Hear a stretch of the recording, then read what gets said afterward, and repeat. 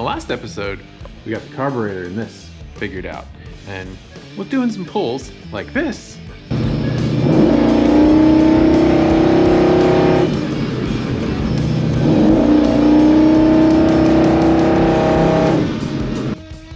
which resulted in a temperature like this. It was this right here. That says the temperature of the transmission is 212 degrees. And because of that temperature, I have spent money. Dumbassonomics here. $200 and something and a bunch of fittings, and went through my stash of stainless. We're gonna add a trans cooler to this thing because a couple $100 here could mean the savings of a few $1,000s in a transmission there. Let's get started.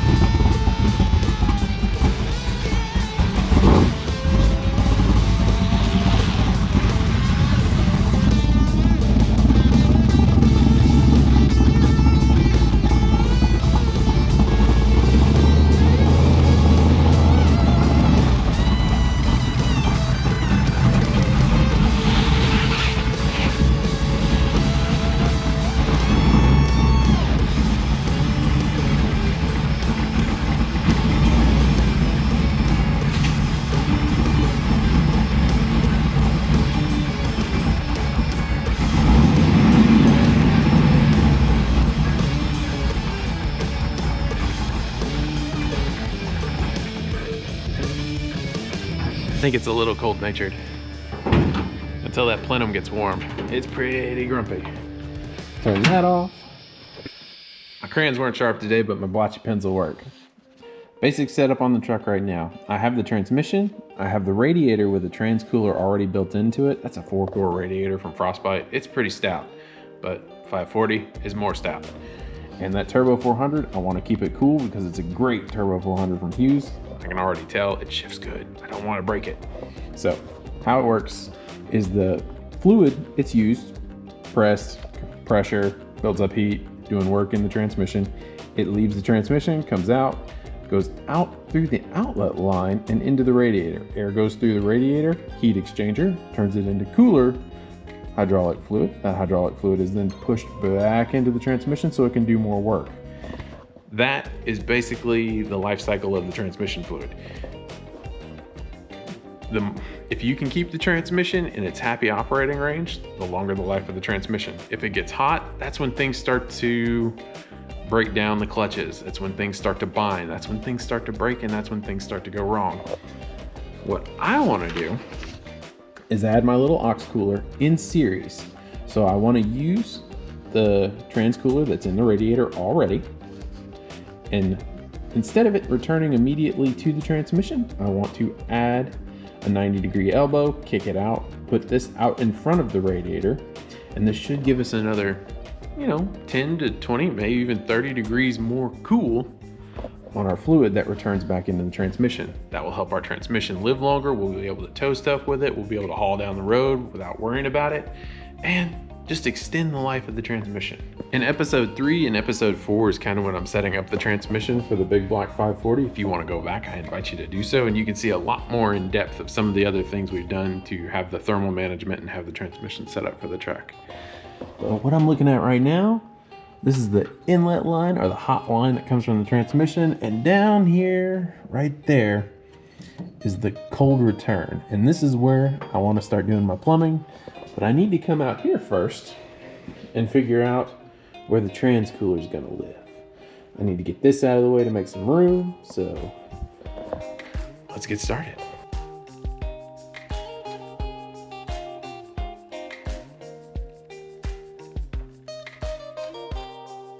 By the way, all products and stuff pretty much on my channel up to this point, no one has sponsored me, no one has provided them for me except me, and I've had to do my research and then go tell my significant other that I've spent money on these parts. So these are my opinions, my parts. So if you see me badmouth something, it's probably a reason for it. If you see me praise something, it's impressed me. This one has impressed me. This is the Hughes from Kit. It's got a Durali a heat exchanger in it. It's really nice. It's got brackets on both ends. And I think this is gonna live somewhere in there quite nicely. I can't put it all the way on the radiator and use like their little zip tie strap things because I am gonna have a condenser out here at some point for an air conditioner. I gotta keep that in mind in my plumbing and layout. But yeah, there should be plenty of airflow. That fan back there is a massive 1800 CFM Spall fan. Go back and watch when I've installed that. That thing's a beast. And there's another twin right there. But considering there'll probably be air conditioning plumbing on this side, we'll stick it over on this side. All right, I am impressed by this because they give you the options where you can either go AN or you can go hose barb fittings. And I really do think that this is a nice kit for this. They even have the hose for it. But because this thing's kind of wild, we're gonna hardline this thing because this thing makes power and I want it to work and last for a really long time. And I don't want leaks. And eventually the rubber stuff will leak. But if you're out and need this in a pinch or you're out hauling, yeah, you can put this on in a parking lot and make it work and get it home. But yeah, I'm impressed by this. Let's do some more test fitting, figure out. Might have to go find some material to hook this up, but I think we might be able to make this work. After a sandwich, I get to removing a bumper and then I go to remove the grill. Check out this. Plenty of room up here now for activities. The next day after work, clean up the rad support with some soap. Got the truck up on jack stands. I start making a masking tape template. It's fast, it's a simple way to trace bolt holes and transfer them onto your workpiece.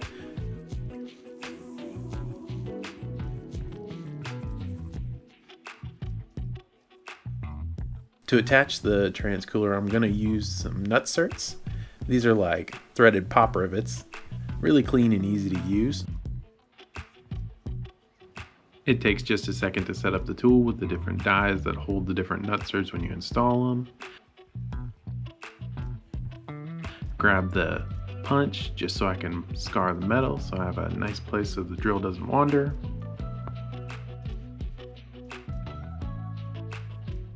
I drill my pilot holes, being careful while working around the radiator. Once I have the pilot holes, I use the correct full-size drill bit to enlarge the holes for the nut cert.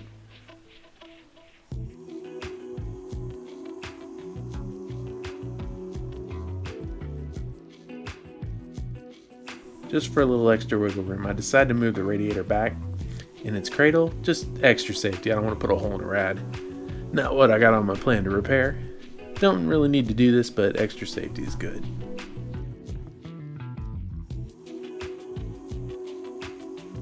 And just like that, 2 threaded holes.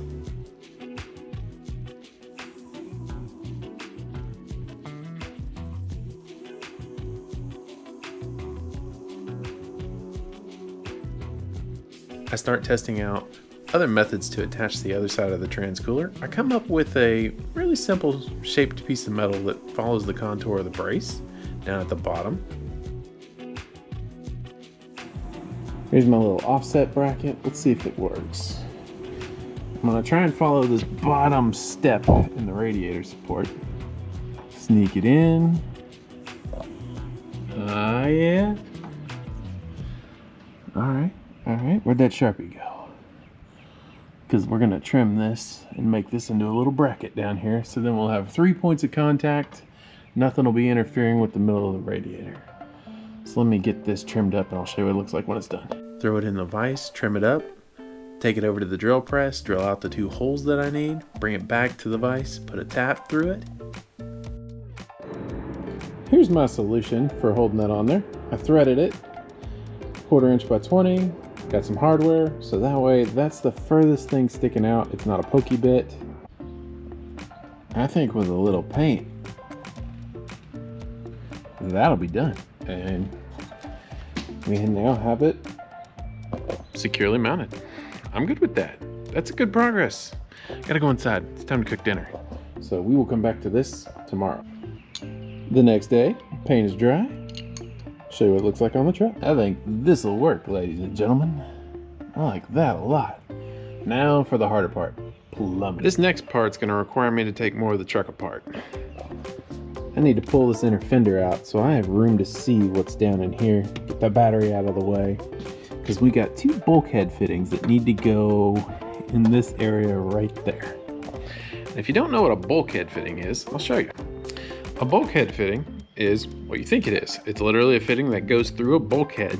So instead of putting a hole like this and then whatever it is rubbing up against things and chafing it, eventually having a hole in it, you can use a fitting with 2 ends and you run whatever your hardline AN to each end, and it prevents chafing, and also it's more secure because eventually down the line that rubbing will put a hole in something, and you don't want that to be a fuel line, you don't want that to be a coolant line. Like there are reasons these exist. They're very useful, and we're going to work on getting a couple of these installed probably down here, and then we can run a line. Makes pretty stainless. Yeah, let's get to work.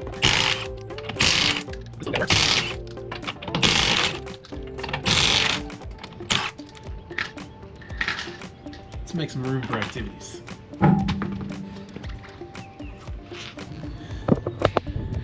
Now, if you've never been under a C10, to get the fender out, there's like a bazillion bolts all around this thing, and you gotta take them all out. Look at all that room. It was the right call to get that out of the way. Gonna be working in there, see where the outlet line is, and we need to be in here, so we'll be able to bend lines up a lot easier without all that stuff in the way. Let's get the battery out of the way. I'm gonna use my 1/2" 9/16 Craftsman wrench and do the battery. By the way, literally, this thing is used so much on this truck. All the fasteners are 9/16, 1/2, and everything else is just kind of insignificant to the amount of 9/16 and 1/2 that's on a 67 to 72 C10. It's ridiculous. Yeah, battery. With the battery out of the way, I throw up some masking tape on the radiator support and use the straight piece of tubing as kind of a line to follow along the bottom of the radiator support. I do later on grind off with a flap disc the burrs to keep from poking myself. And bulkhead fittings, check them out. And this is actually, ooh, I think we're going to be able to use this piece of stainless pretty much, almost. It's a bit long, but I'd rather it be a bit long than a bit short. I don't want to mess up the crush collar in there, but we'll figure out our length, and that'll be our first stainless line. Now the second one, we'll get that one. That one's going to go up and then make a 90 and then come in here. So we'll make this very pretty in here, and we'll try to keep these as parallel as possible, so that way they look really nice. To put these together, they're really simple. See that compression collar that's there? Put it in, bottom it out, slide that down, and then tighten it up. And then once it's tight, it should compress that brass, snug it up against that stainless, and it'll live there forever. These are really clean, very simple. They're not like where you're flaring and you're doing a double flare on stainless. That was really hard. This is actually pretty cool. All right, yeah. A couple turns later, and we've got our first piece. Now, I left a lot of play down here on this end, so that way if I need to take these on and off, there's, loosen up the screws, and then you can slide this in and out. Didn't want it absolutely affixed, but when it all tightens up, it'll be even and square if I've done my measuring right. We'll know in a little while. This is what it looks like on the truck now. Makes really nice. Those are actually snug. The compression fitting has already been tightened down. I'll show you what it looks like on the inside. And we have 2 ports right there, but we'll work on that one probably tomorrow.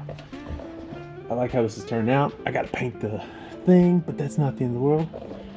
Progress. Okay, gotta go cook dinner. More later. New day, we're gonna bend up some tube. Probably gonna be closing the door because we got a storm moving in.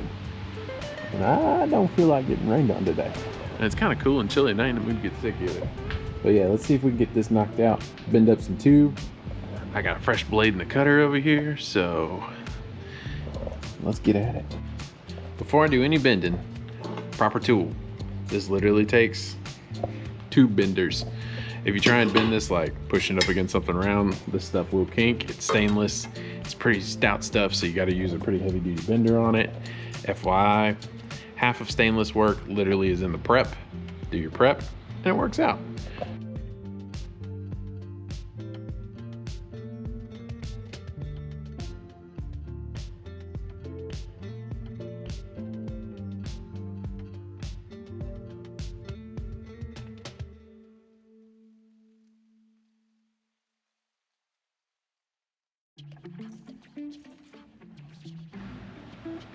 I don't have the magical mathematical formula to tell you exactly how to bend tubing. They are out there, I just don't know them. What I tend to do is lay it out on a grid. That's what this mat's for. It works really well for this. Now I'm gonna try and match this radius. It roughly took 2 by 2. So I'm gonna turn this, figure out where 2 by 2 is, and then kick it back that way and see how it goes. Wish me luck. Full disclosure here, this is the second piece of tubing. The first piece of tubing, I looked at the wrong reference mark and bent it. Yeah, and with stainless, you can't go back, so keep that in mind, take your time. Or you'll be like me, you'll do it nice because you'll do it twice.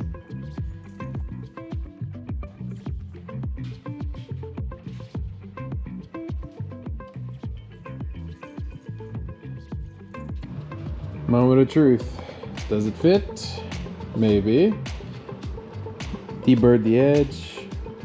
Good sharp cutter. There's a fitting around here somewhere that goes on each end. Let's go find out if it fits. Kind of nervous about this, if I'm honest.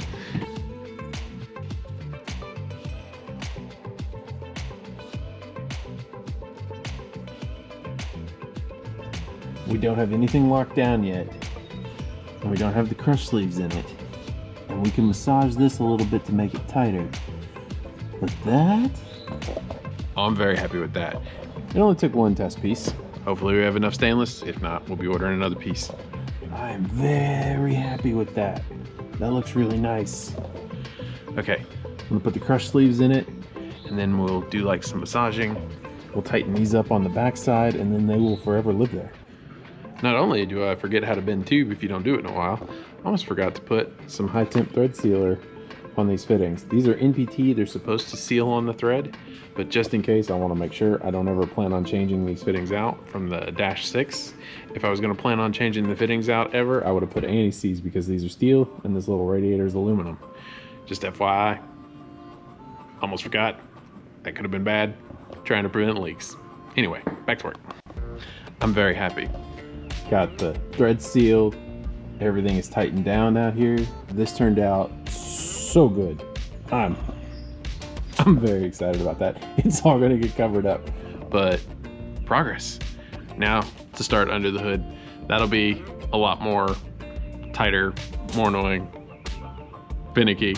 But this, I'm gonna take this as a win. We're just gonna relish this for a few minutes. Fun fact, even though it's not copper or aluminum, the stainless steel will have some conductivity too for temperature, along with the aluminum fittings. So we'll have this capacity and a little tiny smidge more from all this, and we won't insulate any of that either. We'll leave it exposed so all the air can do as much as it can. All right, what we're working with in here, we need to put an elbow there, come down and be here. That's the hot side for the top, and then we'll come back. This one, we'll do an elbow to the one that's returned, and we'll stack them in there somehow, and then get it to there. I ain't quite figured out how to do that. I'm gonna mess with fittings and see what we can do. But we got a storm rolling in, so I might be working in the dark. Storms have moved off. It's a new day. I didn't get to those 2 lines last night. Weather was too bad, so let's get at it today. I'll show you what happens. Remember me talking about that 1/2 inch 9/16 wrench? Check this out.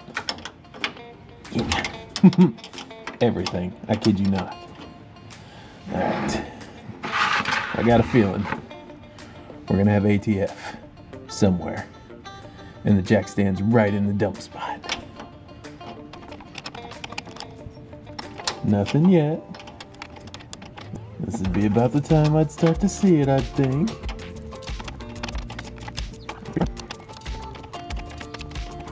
Please don't just be full of ATF. I have a feeling this is gonna be full of ATF. I'm gonna see if I can find a plug before I get too far. Was able to find a plug, just in case. Hopefully, carefully. I'm hoping it's all drained back into the transmission, if I'm honest. All right. Ah. Okay, good. Gravity worked. It's all back in the transmission.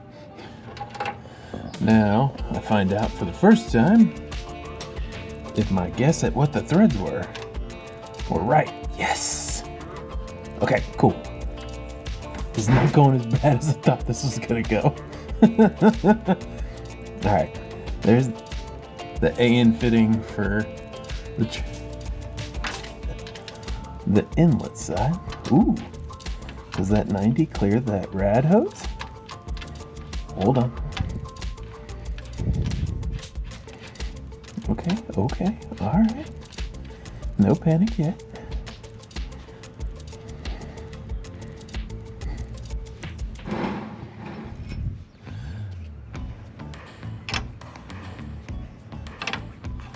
That is bigger than that.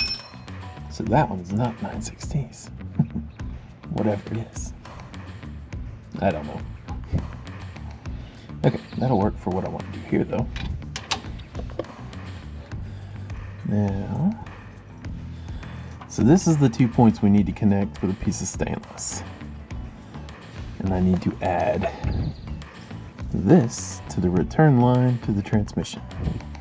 And they've got to live in here in harmony. Let me finagle this in here and figure out where I need to go. While you're watching me work, please consider subscribing if you haven't already, and go ahead and hit that like button if you like seeing this kind of work. You're going to be even more excited once you see the results. I'm really looking forward to it too. Anyway, back to the action.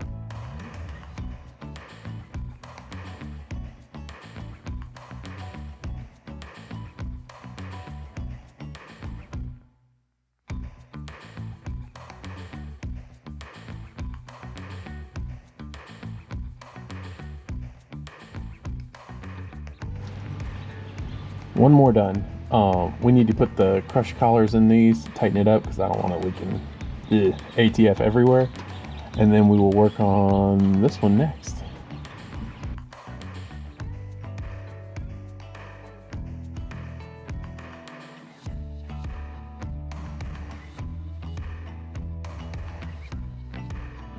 Check out this little ATF covered guy, ready to go get installed, and then we can make its brother. All right, let's go put that on so the leaking will stop. Update, 3 of the 4 are done. Tightened up everything. I did not put any thread sealant, by the way, on this elbow going into the outlet on the radiator because it has an inverted flare to AN. That inverted flare should seal on the inside, and AN on AN should seal. No sealant required. This one, we're gonna flip it down somewhere like that and put it over to this guy. Wish me luck. I gotta come up with another game strategy to make meh. Had to put on the super grippers because that ATF couldn't spin the freaking thing. Okay, let me keep working. Before I bend this, there are some reference marks on my tool that let me line up where I want it to be bent at. And I'm using that to go to a 90. It has a 45 also on there. So whatever like plane I want it to land in, I just pick which one I want to go. If I want to go left, I want to go right. And it has that information on there. It's really helpful.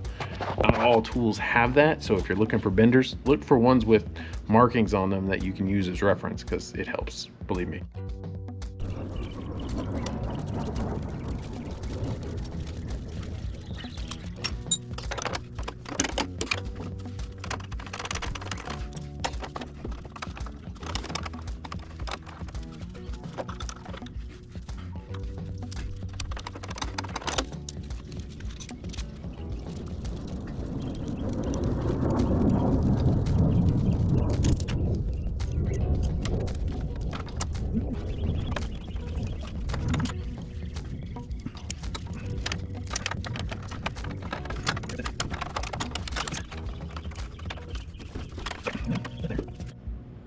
I will admit, I would prefer they not crisscross, but there ain't no way I can get that other one below that one with that outlet on that radiator. But I think it's time to put the crush collars in that lower return and then fire up this motor and see if it leaks. I need to go tighten all these things and check them all before I start the truck. But oh, we're so close. We are very close. I like how that looks. I think it won't interfere with the inner fender and all the wires and all the stuff. We are almost done. Then we got to put the grill back on. Then put the bumper back on. And probably change the oil in the truck because it's time. We won't worry about that. Let's make this work first. So many things. Cautionary tale time before I put this together. See this compression ring style? This is not meant for hydraulic pressures. 250 psi max.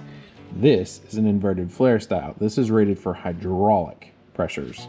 And you see how that inverted flare nut goes on there? This will take several, thousands of psi. This is only rated for 250 psi. Do not use these compression style fittings on brakes. Bad things will happen. Anyway, I'm gonna put this together, put it on the truck, and then we can test it.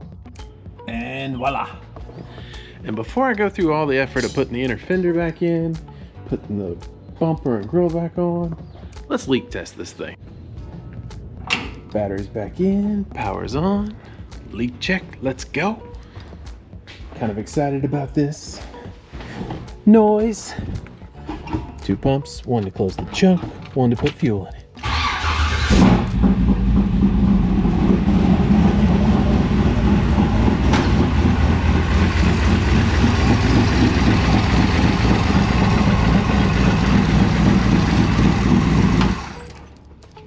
Found one.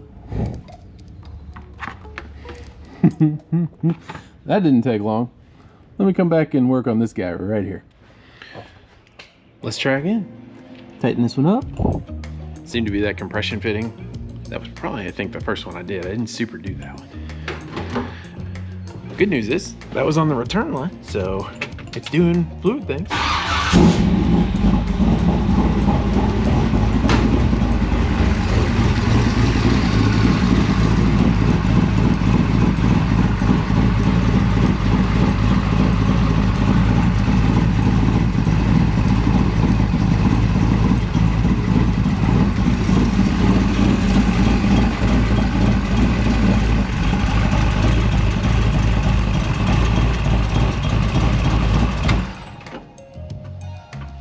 Another one right there. Take number 3. Starts good.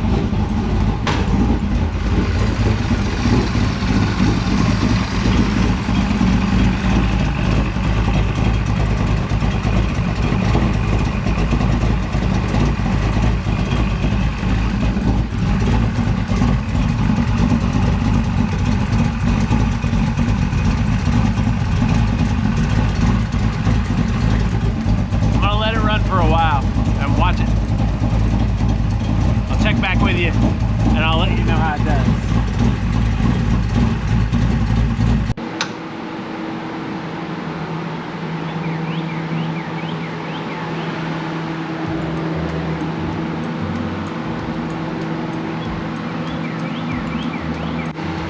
Leak check complete. Everything's dry. Marrying it out in here because I fumed it up pretty good. Everything's not leaking there anymore. I want to fire it up again tomorrow and verify that it's not leaking. Double check it to make sure it's not leaking before we bolt it all back together.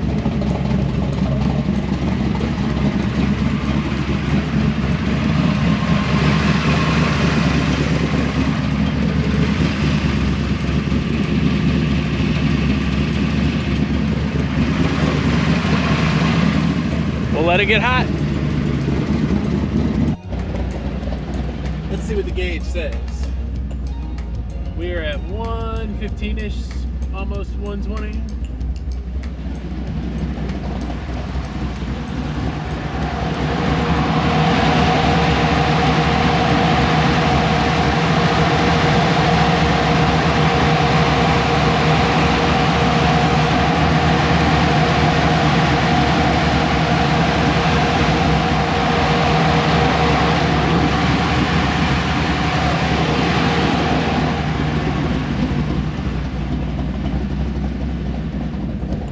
Let's put it back together.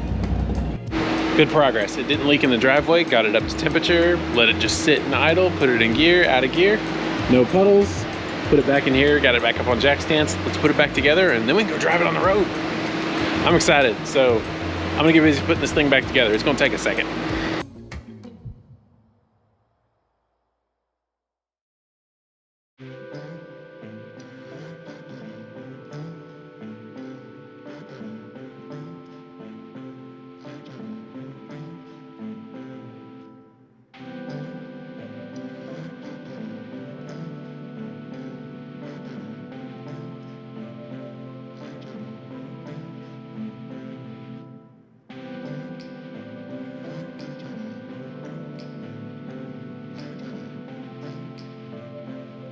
Important step, anytime you add a trans cooler, don't forget to top off your ATF. Almost forgot. Big deal. But it looks so good. All right, I'm gonna crank this thing over, chalk it up, check the fluid, and get this thing going.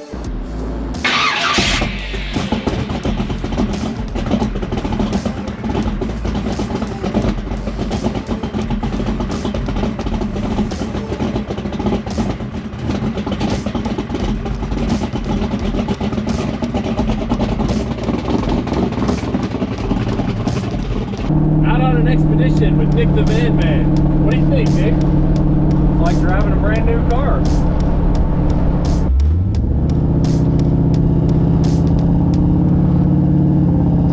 No, I like them simple. There's something really good about a refined, simple machine. You realize we're sitting in Sunday traffic with an 850 double pumper, a 540-inch big block, and a 4,500 RPM converter. And everybody says you got to have an LS swap so you can drive the car. And you know what? This is just you jumping in the seat. Yeah, I just got out of church and I jumped in it. 700 horsepower, enough converter to race super stock, and we were sitting in traffic. That's fine. Not running hot. Trans temps at 150. Got to have that LS swap, man. I want to be able to hit the key and go and drive it. You can drive them. The goal of this drive is really simple. Get the motor hot, load it, unload it, take it up and down grades, get it in traffic, let it sit in traffic and just idle. Watch the temperature of the motor, watch the temperature of the transmission, verify all that work I just did actually works. And also, of course, put some real heat into it. Enjoy.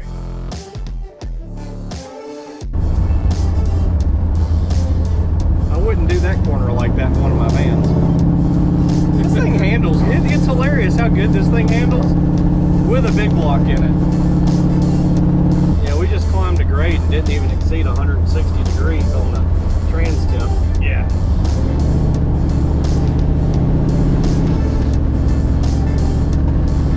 I like the steering box you got in this thing. Yeah, going from, what is it, 17 to 1 to 12.5 to 1 is a huge difference. Yeah. No, this drives good. And with hydraulic power steering, it's a marshmallow, but it It still has good road feel though. It's not as light as a factory one. And for as heavy as the truck is, I'm kind of glad it's not light. Yeah.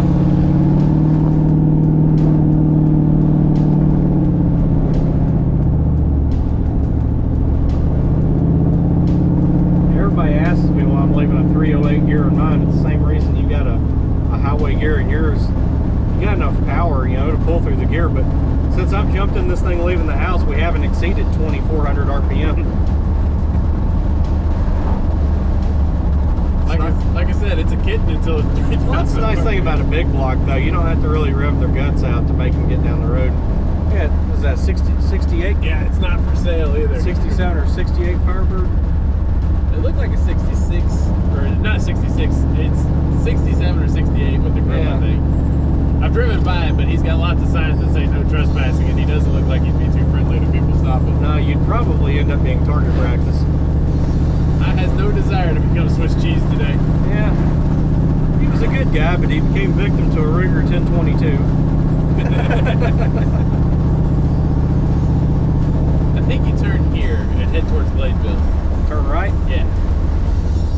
Yeah, Griffin's Mark. I found that jumbo boiled peanuts are every state's specialty. Oh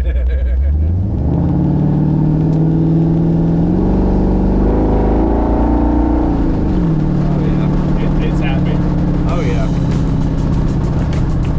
Good call on the double bumper. Yeah, well, I usually try to talk everybody into a vacuum secondary, but this is, you know, if we're driving them on the street. But when I was watching the transition on this thing, I'm like, I don't know, man. I don't think a poor vacuum secondary can keep up with this engine. I tried every trick I could find in that book that I sent you. Yeah. I still couldn't get it to I mean, you had it on and off 6 or 7 times. Probably closer to 10. Yeah, you tried. I was holding out hope. I figured you might figure it out, but I got it to almost transition once, but then it didn't have any part throttle Yeah. response, and I was like, no, we're well past the threshold of being then when people had real, you know, big, really built big blocks and stuff, you know, a lot of times they didn't have double pumpers, you had dual quads. At that point, you got 2 sets of squirters, right? No, I mean, half throttle. Yeah, I mean, that's not even half throttle, it's about a quarter. Yeah, and that's probably 45, 50 miles an hour. And no need to prove anything in a car like this. And it's happy to do it. Yeah, this thing will probably run on street tires. If you can get the hook, it'll probably go low 7s. I would not be surprised if that got kicked out of Music City Raceway with this. You might. With slicks, you probably would. I don't think my 60 foot would be too great with radials, but man, if this thing fit. Oh man. It's one of the fun things about having torque. You can use it. Yeah. Yeah, if you can harness it with traction. There's your 60 foot right there. And all that. And this thing's got enough power, you don't even feel the cow tracks bite and they go. No. And they work. I'm so thrilled about that. Runs cool. Cruising at like 2,300 RPM. If you want to giggle, ease up a little bit off this guy. Step on it and look down at the gas gauge. Which gas gauge? On the far right. Oh. Step on it? Yep. Oh yeah. That's 700 horsepower. That's in third. That wasn't going back in the second. Without a step down. Yeah. That's a great G meter. That thing pulls hard. Good feelings, right? Yeah. And it never got over 3,500 RPM. We're not even getting into the happy zone. It really ain't.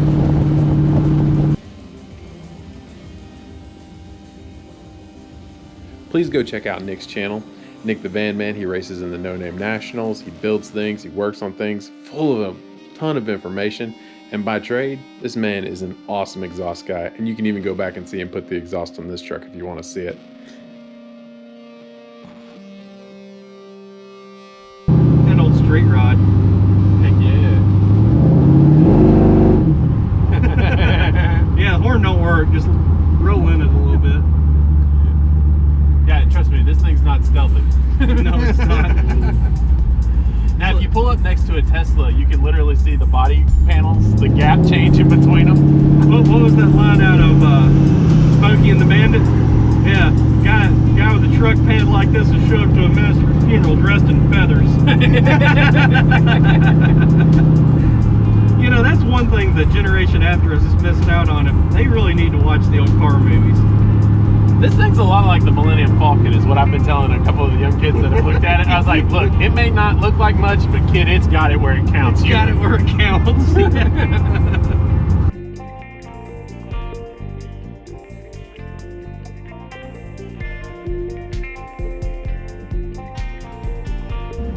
I can confirm that the transmission is nice and cool, but we've killed 2 GoPros with heat, so we're just gonna keep driving. Yeah, GoPro, what the hell, man? I need some cooling fans for this GoPro. Did they make...